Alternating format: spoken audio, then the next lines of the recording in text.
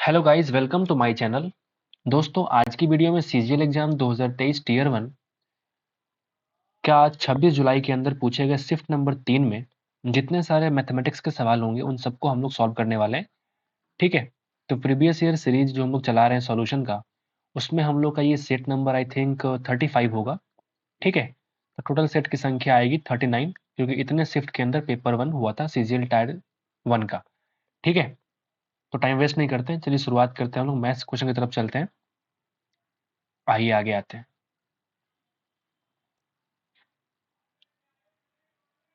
ठीक है। तो यहाँ से आपका क्वांट का सवाल शुरू हो रहा है। आप देख सकते हैं नीचे लिखा हुआ है क्वांट एप्टीट्यूड। तो पहला सवाल, आइए चलते हैं उसके पास। हाँ, ये पहला सवाल आ गया आपका पाई चार्ट का सवाल। ठीक है।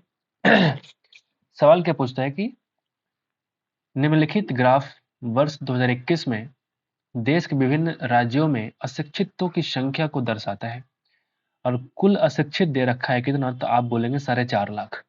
तो आगे बढ़ते हैं, नीचे क्या बोलता है जरा देखते हैं कि 2021 में ए बी और सी में 2021 में ए बी और सी में अशिक्षितों की कुल संख्या का डी में अशिक्षितों की कुल संख्या से कितना प्रतिशत है, आपको निकालना है।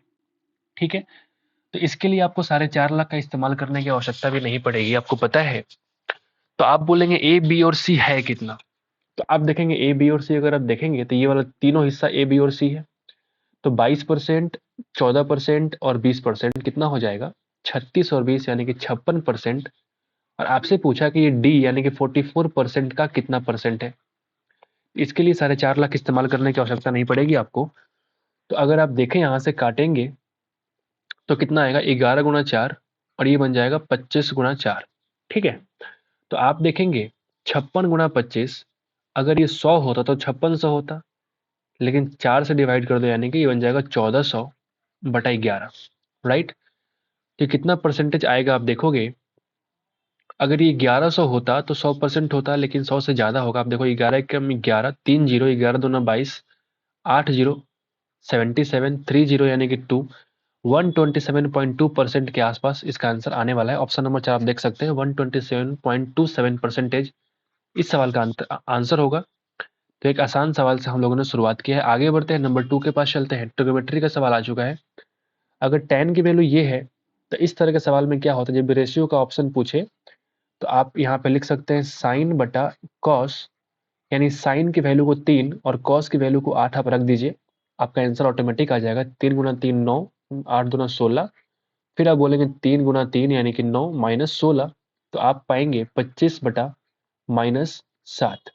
तो -25/7 इस सवाल का आंसर होगा। 2 नंबर भी आसान सवाल ही है। आगे बढ़ते हैं, नंबर 3 के पास चलते हैं। नंबर 3 आप देखेंगे कॉस स्क्वायर ए माइनस साइन स्क्वायर, यानी कि इसको बोलते हैं कॉस ऑफ 2a। तो 15 गुना 2 कितना हो जाएगा, 30 कॉस 30 अपॉन, ये अगर थीटा है, ये भी अगर थीटा है, तो sine square plus cos square की वैल्यू कितनी होती है, 1 होती है। तो नीचे 1 लिख दो, यानी इसका आंसर आ जाएगा √3/2। तीसरा सवाल भी आपका आसान सवाल से मुलाकात है। आगे बढ़ते हैं, नंबर 4 क्या बोलता है, ये आपका बोर्डमास का सवाल आ चुका है। तो पहले हम करेंगे डिवीजन। अगर हम डिवीजन करेंगे तो आप पाएंगे कि ये उल्टा हो जाएगा और ये मल्टीप्लीकेशन हो जाएगा। 4/3 बन जाएगा 3/4। तो अगर आप काटेंगे तो 4 से 4 खत्म हो जाएगा, और ये वाला 5 से 5 खत्म हो जाएगा, और ये वाला 3 से 2 खत्म हो जाएगा। मतलब क्या मिल गया, 2/3 माइनस बन जाएगा आपका, और ये 1/2 कट के फिर से 0 हो जाएगा, मतलब -0। 2/3 इस सवाल का आंसर है। आगे बढ़ते हैं, फिर से आसान सवाल नंबर 5 के पास चलते हैं। 108 मीटर लंबी राजधानी express train 128 kilometre per hour की चाल से चल रही है। तो 148 किलोमीटर मीटर लंबी एक और ट्रेन इस पे खरी, स्टेशन पे खड़ी है। तो राजधानी एक्सप्रेस खरी ट्रेन को कितने समय के अंदर पार कर लेगी। तो T1 + T2 बाई स्पीड, यही ना हो जाएगा जी। बताइए इतना टाइम लगेगा उसको, तो बता दीजिए कितना निकालेंगे। तो 108 मीटर इधर और 148 इधर, यानी कि कितना हो जाएगा, 256 मीटर लंबाई और 128 किलोमीटर पर आवर। यानी अगर चेंज करेंगे तो 5/18 से अगर करेंगे तो कितना बन जाएगा, मीटर पर सेकेंड। राइट। तो मीटर पर सेकंड में अगर मीटर मीटर कट जाएगा, हमारा क्या बच जाएगा, सिर्फ सेकंड बच जाएगा। यानी ऊपर हम लिख सकते हैं सेकंड। राइट। तो आप देखेंगे ये कट जाएगा 2 बार में, और ये आपका बनेगा 2 × ये काटोगे 3.6 सेकेंड, यानी कि हम बोल सकते हैं 7.2 सेकेंड लगेगा जब उसको पार कर लेगा। फिर से आसान सवाल, आगे बढ़ते हैं कि इसका वैल्यू क्या हो जाएगा। इसको निकालने के लिए बेस्ट मेथड क्या होता है कि x की पावर 4 माइनस 1 बटा एक्स की पावर 4। इस तरह के सवाल बहुत बार आ चुके हैं, तो प्लस एक्स बटा 4 प्लस 1 बटा एक्स बटा 4, एक्स की पावर 4। तो यहाँ से हम निकाल सकते हैं कैसे, x माइनस 1 बटा एक्स निकाल सकते हैं। कितना हो जाएगा, स्क्वायर करके -4 करो, यानी कि 6 माइनस 4, 2 का अंडर रूट करो, यानी इसकी वैल्यू कितनी आ जाएगी, √2। यहाँ से मैं कह सकता हूँ कि x square minus x square कितना हो जाएगा, तो इन दोनों का मल्टीप्लीकेशन यानी कि √12। यहाँ से मैं फिर निकाल सकता हूँ x square plus x square, अगर निकालोगे तो आप यहाँ से निकाल सकते हो, यहाँ से डायरेक्टली निकाल सकते हो। कैसे, यहाँ से स्क्वायर करके 2 कम कर दो, यानी कि 4, स्क्वायर करके आपने 2 कम कर दिया, फिर इन दोनों का मल्टीप्लाई करोगे तो आपको मिल जाएगा एक्स की पावर 4 माइनस एक्स बटा एक्स की पावर 1/4 एक्स, सॉरी 1/x की पावर 4, तो ये बन जाएगा 4√12।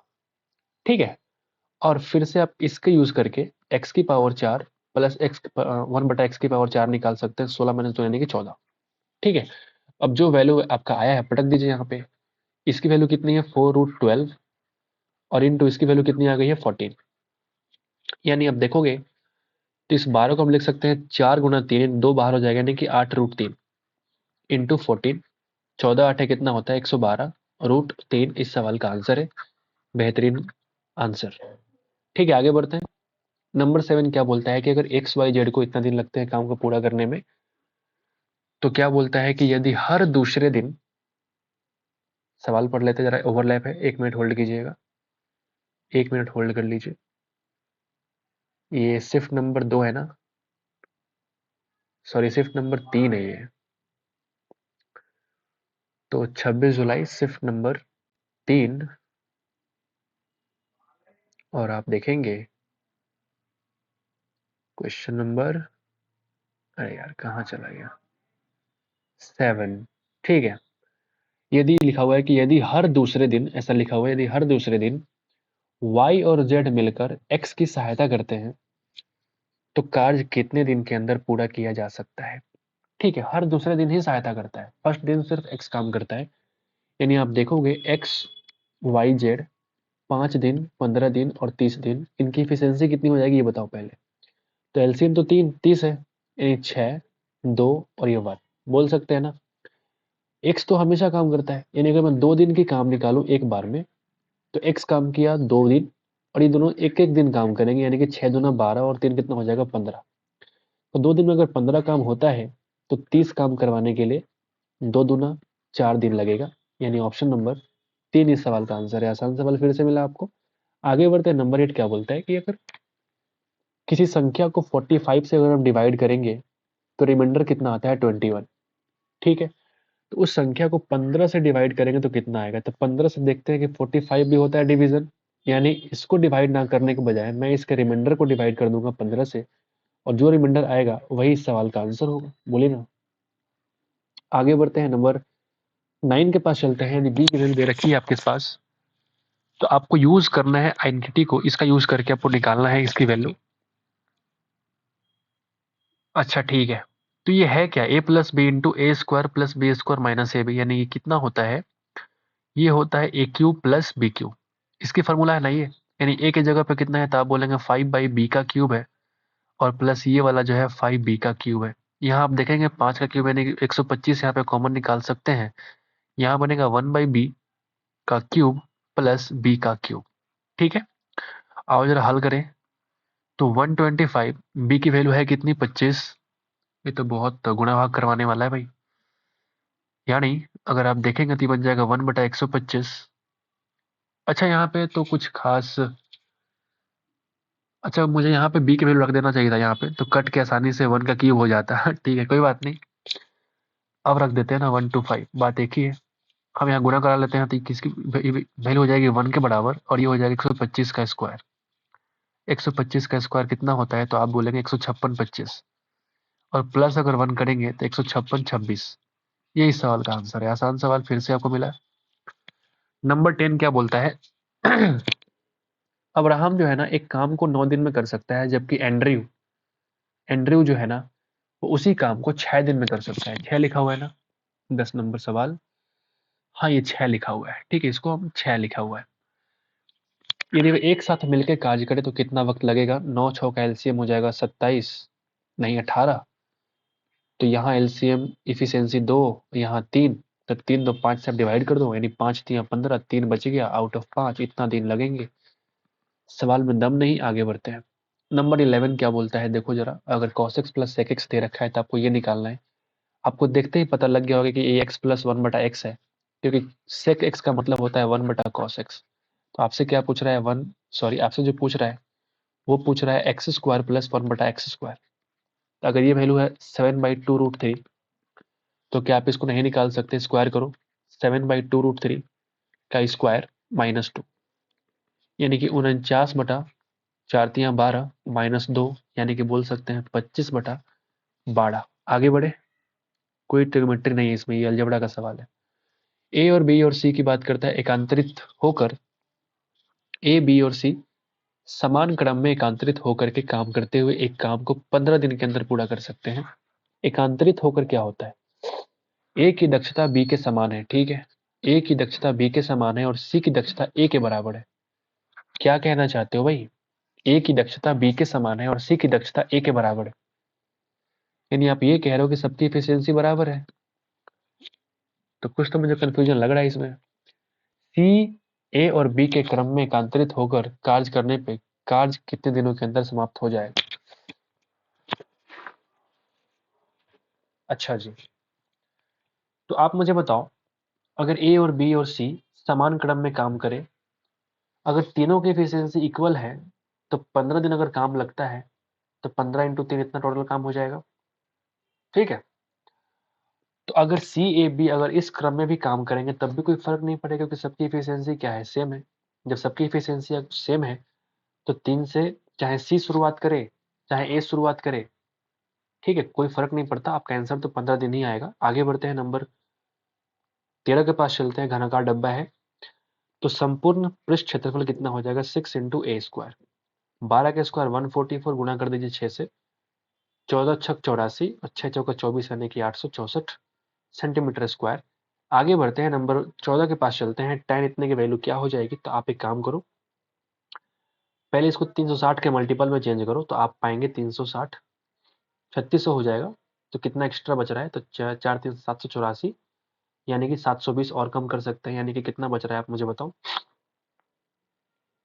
कितना बच रहा है आप मुझे बताओ। तो आप बोलेंगे 64 डिग्री, यानी हम लिख सकते हैं tan 64 डिग्री प्लस ये कितना हो जाएगा बताओ, 3600, फिर 1800 भी कर सकते हैं ना, ये 5400 काम हो गया, 5400 डिग्री हट गया, फिर भी 1414 और है, यानी 36 को अगर आप करोगे, आपके पास कितना है बताओ।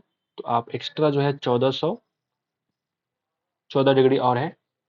तो अगर मैं 360 को 4 से गुणा करूं, तो आप पाएंगे 1440 डिग्री है, यानी मैं लिख सकता हूं tan ऑफ -26 डिग्री, बोल सकता हूं ना, -26 डिग्री। बोलिए, सही है क्या? tan -26 डिग्री बोल सकता हूं क्या? अच्छा, या फिर अगर ऐसे नहीं बोलना चाहूं तो कैसे बोलूंगा मैं? क्या मैंने सही किया? 36 × 144/10, यानी इसको मैं लिख सकता हूं -26 डिग्री, ठीक है। तो फिर मैंने कुछ तो गड़बड़ी किया, वरना आंसर 0 नहीं आ पाएगा ना, फिर मेरा ध्यान वहां भी तो है।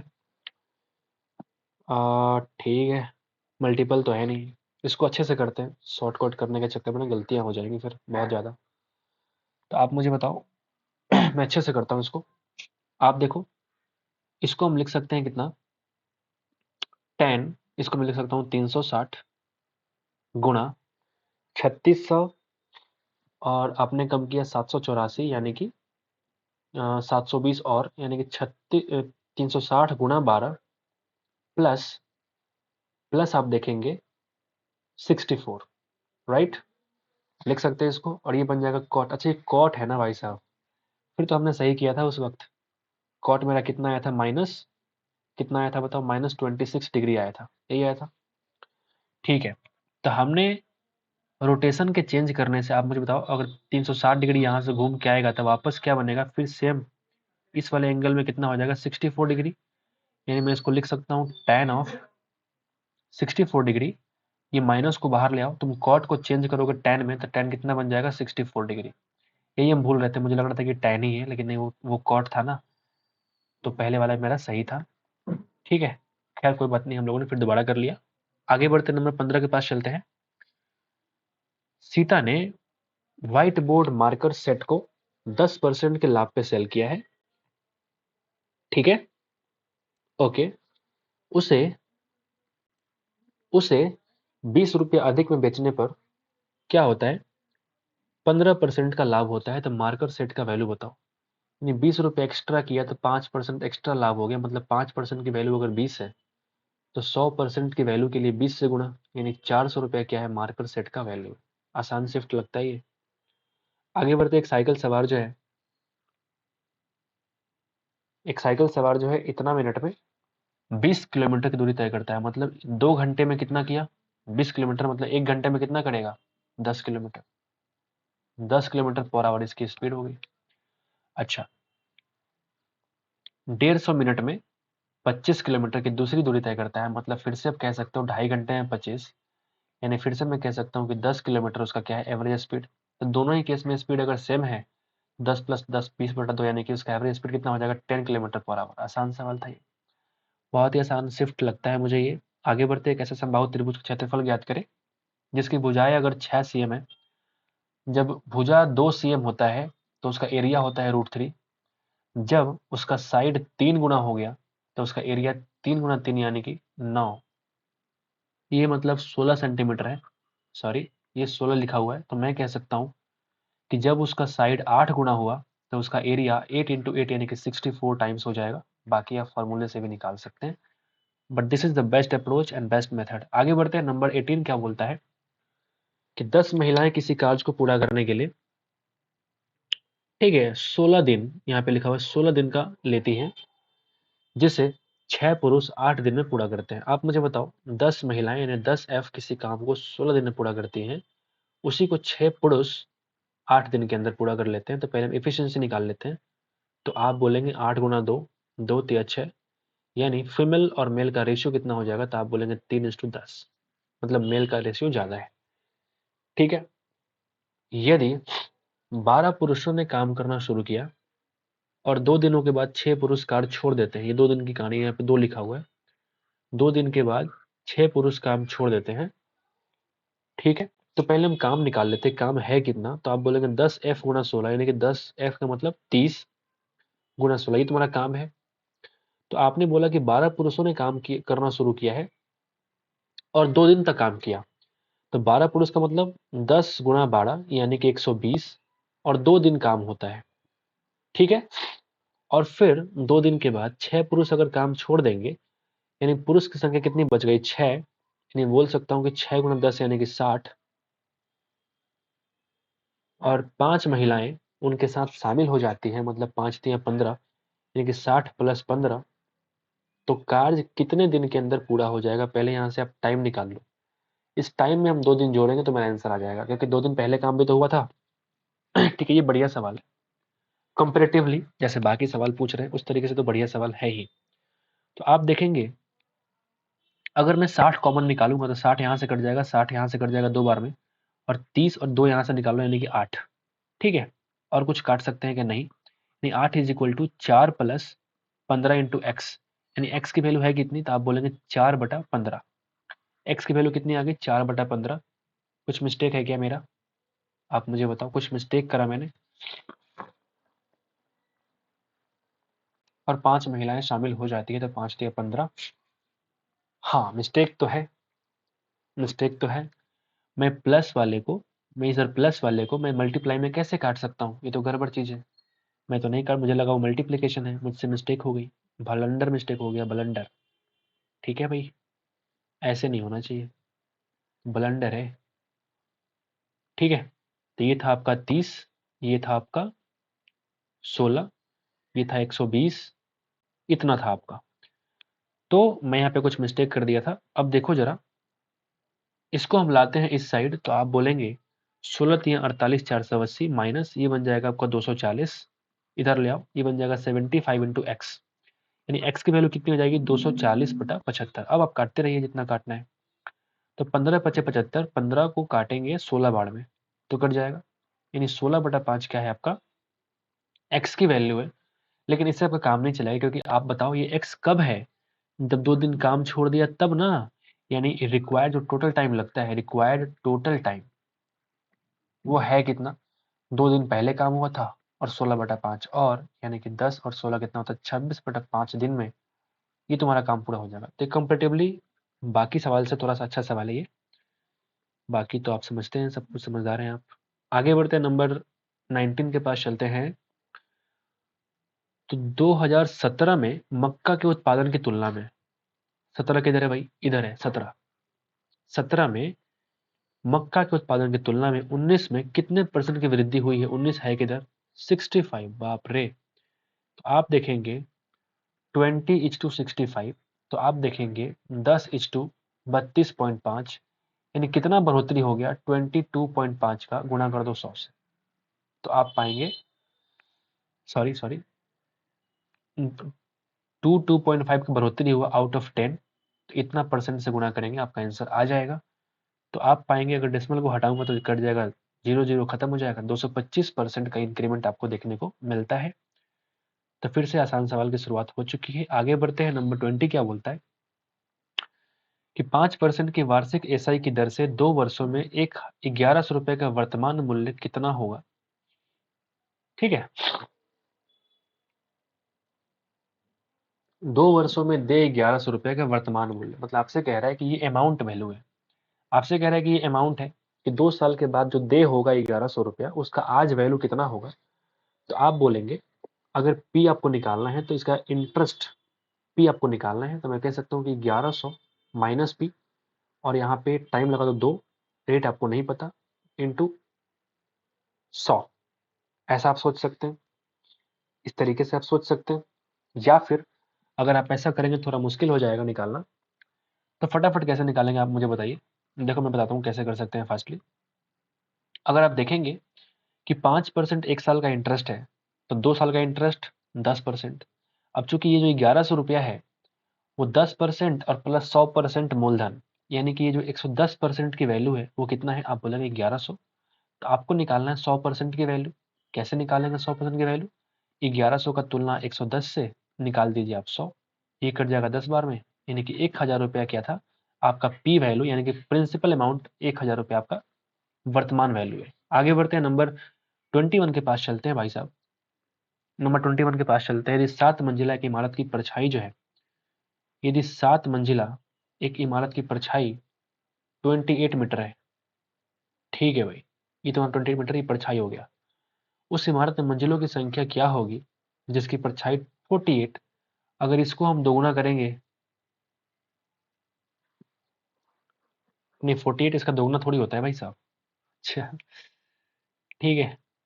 अच्छा, तो आपसे कह रहा है कि जब ये बढ़ जाए 48 तो इसकी संख्या कितनी होगी।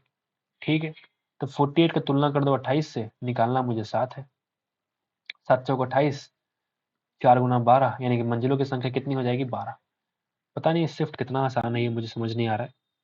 सारे सवाल आसानी से बन रहे हैं। एक पिता अपनी मासिक आय का 8% अपने दोनों बेटों को पॉकेट मनी के रूप में देता है। ठीक है, मान लीजिए 100% कमाता है तो मासिक आय का 8% अपने दोनों बेटों को पॉकेट मनी के रूप में देता है।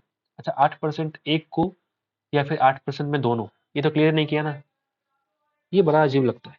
क्लियर सवाल नहीं पूछता ना तो अजीब लगता है।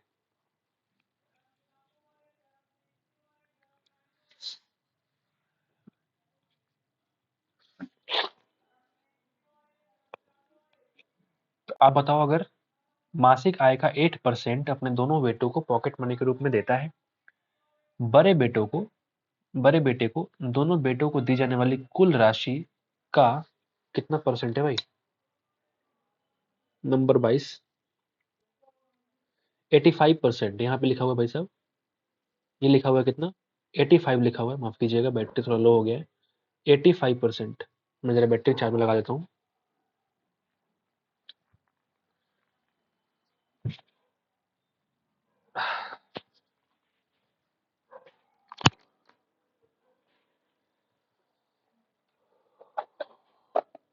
ओके,